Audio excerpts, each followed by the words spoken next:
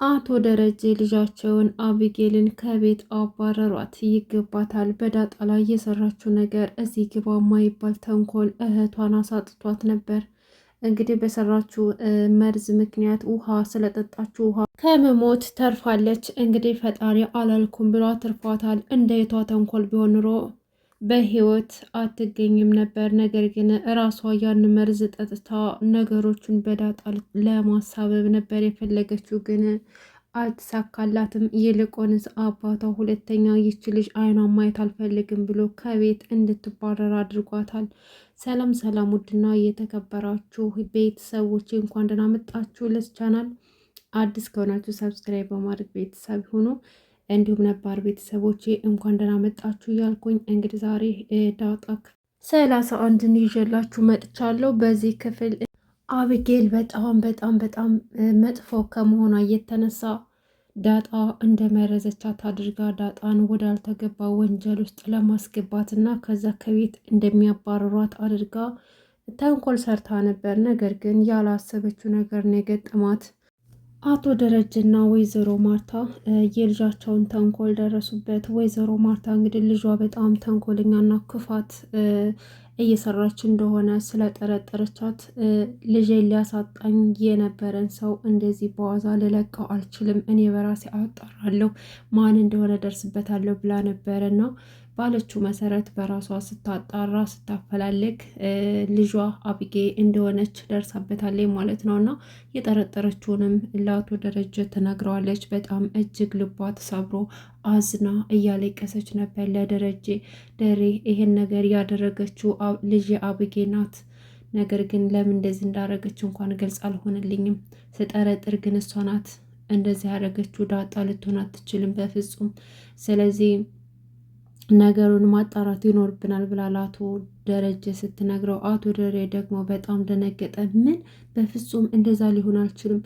እንዴት አቢጌ እንዴት ታደርጋለች? እንዴት እህቶቿን ለመግደል እንዴት ትሞክራለች? በፍጹም አይሆንም በማለት በጣም ተበሳጭቶ ነበርና ባልና ሚስት ቁጭ ብለው ልጆቻቸውን እንዴት ማስተካከል እንዳለባቸውና ከዚህ ወንጀል ተገቡበት እንዴት አድርገው ሊያወጧቸው እንደሚችሉ በተለይ ደግሞ አቢጌ እንዴት አድርገው ማስተካከል እንዳለባቸው እየተመካከሩ ነበርና እንደ ስብሰባ ሁሎችንም ሰበሰቡና ቁጭ አደረጓቸው። ዳጣንም እንዲሁም ናታን፣ ወይዘሮ ማርታ፣ ደሬ ሁሎችም ተሰብስበው ባሉበት የሆነ ነገር መፍጠር እንዳለባቸው አሰቡና አቶ ደረጀ ሁሉንም ሰብስበው የሆነ ታሪክ ይነግራቸዋል።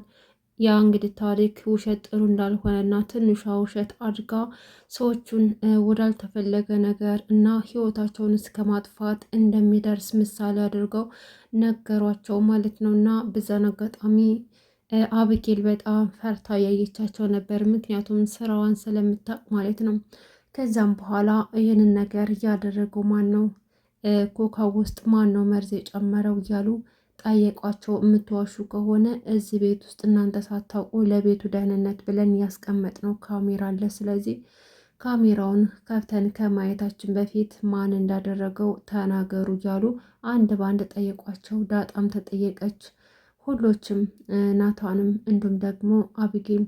ከዛም በኋላ እንግዲህ ዳጣና ናታን ቪዲዮ ይታይ ካሜራ ካለማ ጥሩ ነው፣ ስለዚህ መታየት አለበት አሉ በራሳቸው ላይ እርግጠኛ ስለሆኑ። ከዛም በኋላ እንግዲህ ኮካውን እኔ ነኝ ያመጣሁት አለች ዳጣ።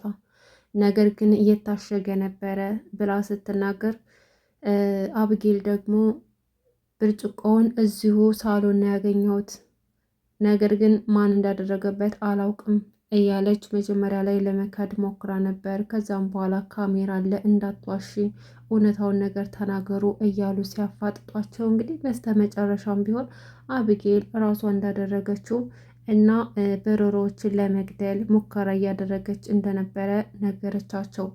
ነገር ግን አቶ ደሬና ወይዘሮ ማርታ በጣም ደንግጠው ነበረ። በጣም አዝነዋል። ልጃቸው እንደዛ መክረው ኮትኩተው አሳድገዋት በስተመጨረሻም እንደዚህ አንገታቸው ስታስደፋቸው እና ልጃቸውንም ሕይወቷን አደጋ ላይ እንደጣለችባቸው ሲያውቁ በጣም አዘኑ፣ ተቆጡ።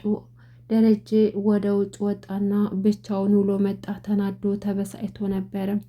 እቤት ከተመለሰም በኋላ እቤት ውስጥ ምነው ውሃን እማታለው እያለች ስታስቸግር ነበር። አቢጌል በጣም አስቸጋሪና ማንንም እማትሰማ በጣም መጥፎ ሴት መጥፎ ክፉ ልጅ ናት ማለት ነውና በዛም አልበቃት ብሎ ደግሞ አሁንም ውሃን እና ጓደኛዋን እማታለው ብላ ተነስታ ነበረ። ግን በዚህ መሀል ይህን ያክል ተንኮልና ክፋት እንኳን እየጠነሰሰችላት ዳጣ አሁንም ለአቢጌል ነው የምታስበው።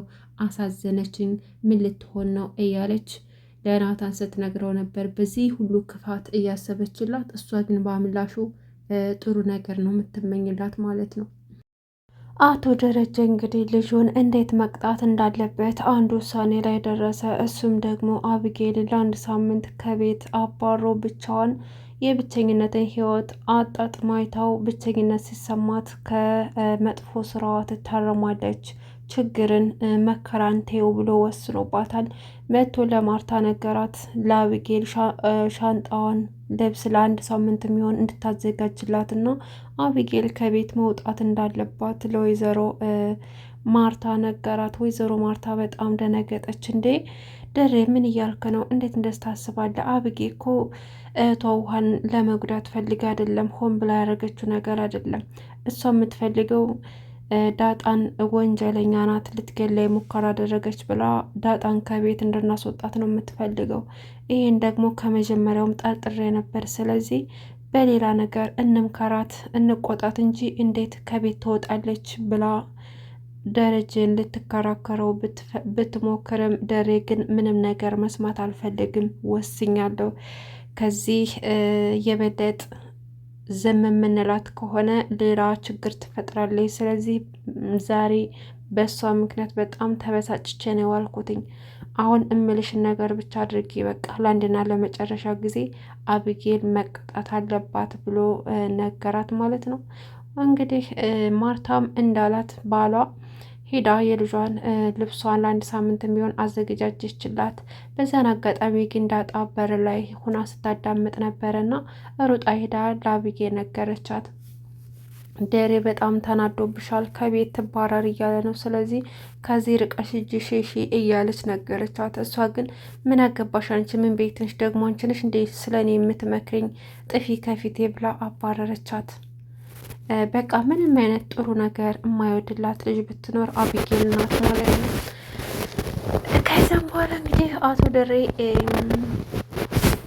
ሰዎችን እቤት ያሉትን ቤተሰቡን ሰበሰቡና አቢጌልን ለአንድና ለመጨረሻ ጊዜ ከቤት አስወጣት ማለት ነው። ሁለተኛ ነው ማየት እንደማይፈልግና እኔ እስከሚላት ድረስ እንደማትመጣ አስጠንቅቆ ከቤት አባረራት ማለት ነው። በዛን አጋጣሚ እንግዲህ እናቷ ማርታ በጣም እያለቀሰች ነበረ።